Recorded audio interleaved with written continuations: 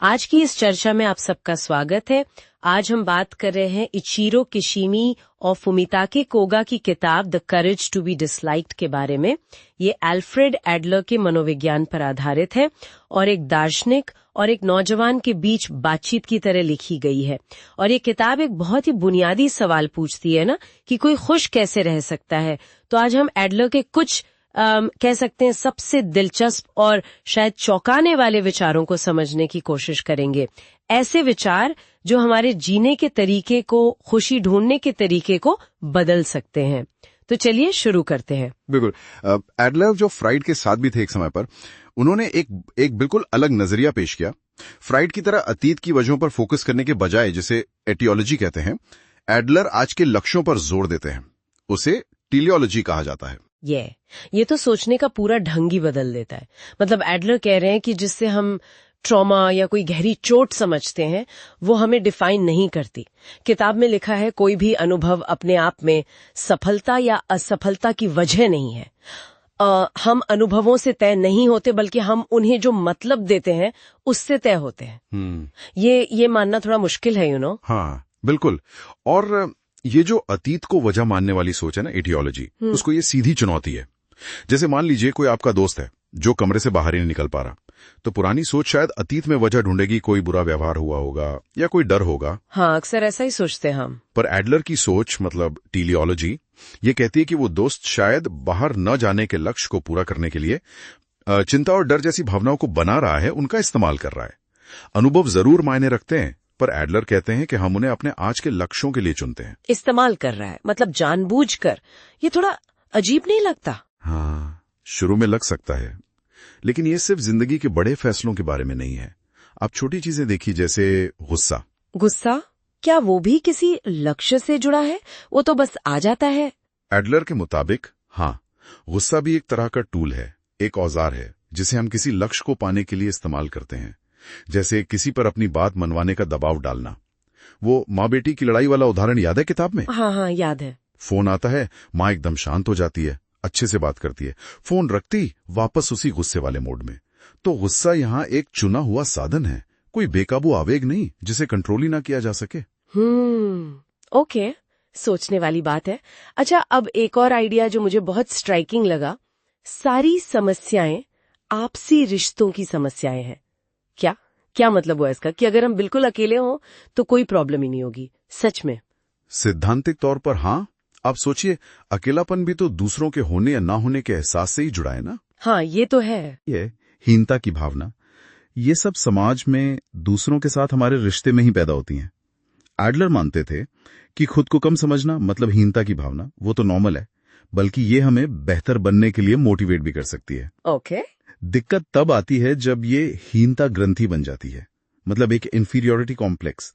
जब हम अपनी उस कमी को एक बहाना बना लेते हैं, जैसे कोई कहे मैं ज्यादा पढ़ा लिखा नहीं हूं इसलिए मैं कामयाब नहीं हो सकता। ये एक तरह का बहाना बन जाता है आगे न बढ़ने का। समझ गई। और इसी से जुड़ा है शायद आजादी का विचार। एडलर कहते हैं कि दूसरों से तारीफ या मान्यता मतलब वैलिडेशन पाने की इच्छा, वो हमें एक तरह से गुलाम बनाती है। हमें दूसरों की उम्मीदों पर खरा उतरने के लिए जीने की जरूरत नहीं है। बिल्कुल। और ये जुड़ा है कामों के बंटवारे यानी सेपरेशन ऑफ टास्क्स के विचार से। हमें ये पहचानना होगा कि कौन सा काम हमारा है और कौन से दूसरों का। जैसे कोई और हमें पसंद करता है या नहीं, ये उसका काम है, हमारा नहीं। इस पर चिंता करना या उसमें दखल देना एक तरह से अपनी आजादी खोना है। लेकिन ये सुनने में थोड़ा ठंडा सा नहीं लगता कि मुझे फर्क ही नहीं पड़ता कोई मुझे पसंद करे या ना करे? हाँ, ये महसूस हो सकता है। सच्ची आजादी का मतलब शायद यही है कि इस बात से न डरना कि कोई हमें नापसंद कर सकता है। ये आसान नहीं है। हाँ, बिल्कुल नहीं। इसीलिए शायद किताब का नाम भी यही है, नापसंद किए जाने का साहस। एग्जैक्टली। तो फिर लक्ष्य क्या है? अगर दूसरों की मान्यता या तारीफ नहीं, तो फिर क्या? किस चीज के लिए कोशिश करें? लक्ष्य है सामुदायिक भावना, कम्युनिटी फीलिंग। ये एहसास कि हम एक बड़े समुदाय का, एक समाज का हिस्सा है और दूसरों के लिए उपयोगी हैं। इसके लिए 3 चीजें जरूरी बताई गई हैं। पहला, आत्मस्वीकृति यानी सेल्फ एक्सेप्टेंस, अपनी कमियों को जानते हुए भी खुद को स्वीकार करना।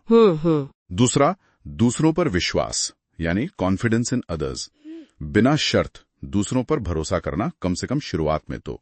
और तीसरा, दूसरों के लिए योगदान, यानी कंट्रीब्यूशन टू अदर्स। योगदान। हाँ, जब हमें ये महसूस होता है ना कि मैं किसी के लिए उपयोगी हूँ, मैं किसी के काम आ रहा हूँ, तब हमें अपनी असली कीमत का एहसास होता है। और ये किसी काम में बहुत अच्छा होने या ना होने के लेवल पर नहीं है, ये हमारे होने के लेवल पर है, लेवल ऑफ बीइंग पर। वाह, ये बहुत गहरा विचार है। अच्छा, और जिंदगी के बारे में क्या उसका कोई बड़ा मतलब कोई ग्रैंड प्लान है? एडलर के अनुसार जिंदगी का अपने आप में कोई मतलब नहीं है। क्या? कोई मतलब नहीं है। हाँ। लेकिन वो कहते हैं जिंदगी को जो भी मतलब देना है वो इंसान को खुद देना होगा। जिंदगी कोई सीधी लकीर नहीं है जिसे किसी मंजिल तक पहुंचना है, बल्कि ये छोटे छोटे पलों की, डॉट्स की एक सीरीज है। डॉट्स की सीरीज। हाँ, तो जरूरी यह है कि यहाँ और अभी में कैसे जिया जाए। जैसे कोई नाच रहा हो, हर कदम अपने आप में पूरा है, उसका मजा ले रहा है, ये परवाह किए बिना कि कहाँ पहुंचना है। तो कुल मिलाकर एडलर का मनोविज्ञान हमें एक तरह से चैलेंज करता है कि हम अतीत के बोझ से, दूसरों की उम्मीदों से और तारीफ की इच्छा से आजाद हों। हाँ, और ये हमें अपनी जिंदगी का मतलब खुद बनाने और यहाँ और अभी में जीने का हौसला रखने को कहता है। बिल्कुल। सुनने में ये बातें सीधी लग सकती हैं, पर इनको सच में अपनी जिंदगी में उतारना आसान नहीं है। इसके लिए हिम्मत चाहिए, शायद नापसंद किए जाने की हिम्मत, या शायद बस एक साधारण इंसान होने की हिम्मत। और जाते जाते हमारे सुनने वालों के लिए सोचने के लिए एक सवाल छोड़ जाते हैं। अगर हमें अपनी जिंदगी का मतलब खुद ही देना है, तो आज इस पल हम अपने यहाँ और अभी को क्या मतलब देना चुनेंगे?